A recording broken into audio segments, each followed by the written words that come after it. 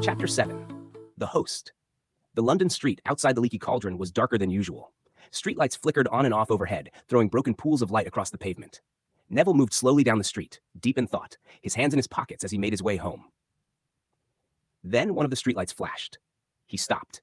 In the gutter, a small garden snake slipped briefly into view before disappearing into shadow. At the same time, thin vines began creeping between the cobblestones. The lights above him flashed more violently now, and he heard a low humming sound building in the air around him. Neville closed his eyes. At once, the humming stopped. There was only darkness and silence. Then a voice whispered close enough to make him shiver. "You're close," Nagini's voice. Neville opened his eyes. The vines were gone. The snake was gone. The whispering had vanished with them. He stood for a moment in the empty street, breathing slowly, then answered in a low voice, "I know."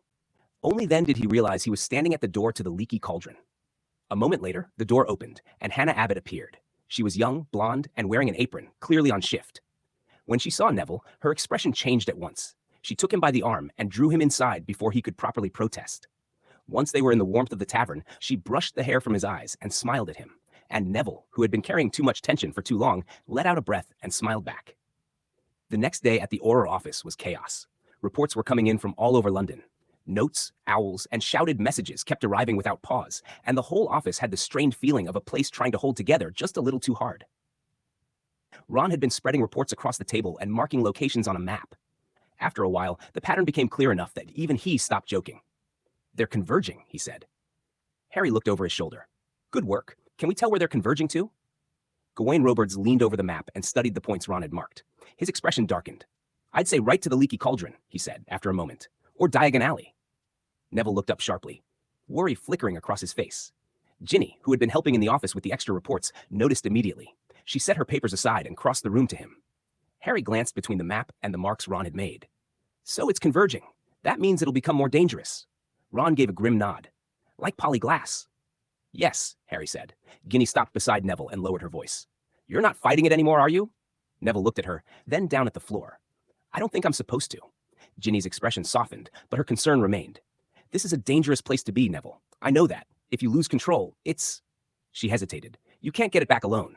Maybe not at all. You could end up cursed." Neville looked embarrassed, and Ginny gave him a small, rueful smile. "Hannah wouldn't be very pleased about that." Neville glanced at her, then away, clearly understanding that Ginny had guessed more than he would have liked. He looked guilty, which only made Ginny's smile widen a fraction. Hermione arrived back at the Auror office not long after, and Gawain Robards greeted her as though she were the most welcome person in the building. "Hello, Miss Granger," he boomed. "Any more useful information?" Hermione looked tired but determined. "Yes, sir. Some." She waited until Harry, Ron, Neville, Ginny, Jume, and Gawain were all together before speaking. There was no point in saying it once and then repeating it. She wanted everyone to hear it at the same time. "If the curse consolidates fully," she said, "it will need a stable form. A host." Ron looked up. "And who do you think that is?" Hermione's eyes moved to Neville. "Neville." The room turned to him at once. Harry was already shaking his head, as though he had been hoping for a different answer, even though he had expected none. "You need to stay away from it," Harry said, looking directly at Neville. Neville lowered his eyes. "It's already part of me." Harry's jaw tightened. "Then we remove it. We know where it's going. We meet it there and kill it." Neville's voice became firmer. "No, you destroy it, and we're right back where we started." Before Harry could answer, Neville straightened suddenly, as though listening to something no one else could hear. "It's calling me." Harry frowned. "Where?" Neville did not hesitate. "Home." Ron frowned in confusion. "And where exactly is home these days, Neville?" Neville's answer was immediate. The Leaky Cauldron.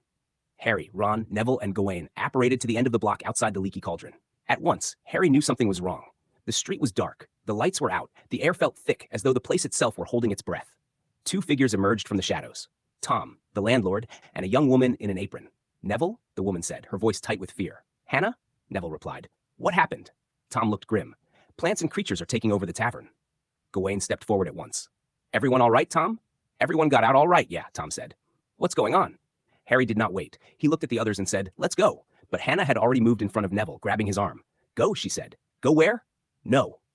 Neville turned to her, torn in a way that Harry could see even in the dark. "I have to," he said. "This has to do with the snake, Nagini. I have to finish it." Hannah's face crumpled with worry. "No. Let Harry do it. Stay here with me. You've done enough." "I'm sorry," Neville said quietly. Hannah tightened her grip on his arm, as though she had just realized she was holding on too hard. Harry's voice cut through the tension. "Neville?" At the sound of his name, Hannah shut her eyes. The fight seemed to drain out of her all at once. Please, she whispered, her voice breaking. Please come back to me. Neville looked at her, then gave a small nod. I will. Then he followed Harry and the others into the darkness beyond the tavern. Lumos Maxima, Neville said, and his wand lit the way ahead. What they found was worse than Harry had expected.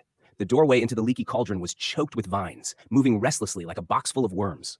Animal shapes flickered in and out of sight along the walls. Fire flashed in one corner, water sprayed from another, and everything seemed unstable. Not simply damaged, but all wrong, as though the place were being pulled apart by half-formed pieces of magic. Neville stepped forward. As he did, the vines began to draw back, opening a path into the tavern. From the outside, the interior looked almost like the Forbidden Forest had somehow burst into flame. The four of them moved inside quickly. In the center of the main room hovered a ball of light. Around it circled a vine, a strip of shed, scaly skin, and a small flame, each one moving with terrible purpose as though they were orbiting something alive. Harry turned to Neville. How do we stop this? What is the right way? The light brightened. The vine, the skin, and the fire all dissolved inward toward it, as though being pulled together. The plants growing inside the tavern turned toward Harry, Ron, and Gawain, lashing out with vines and thorned branches. The three men took cover at once, firing spells at the attacking growth and the bursts of flame. Neville stood still. The light drew him in.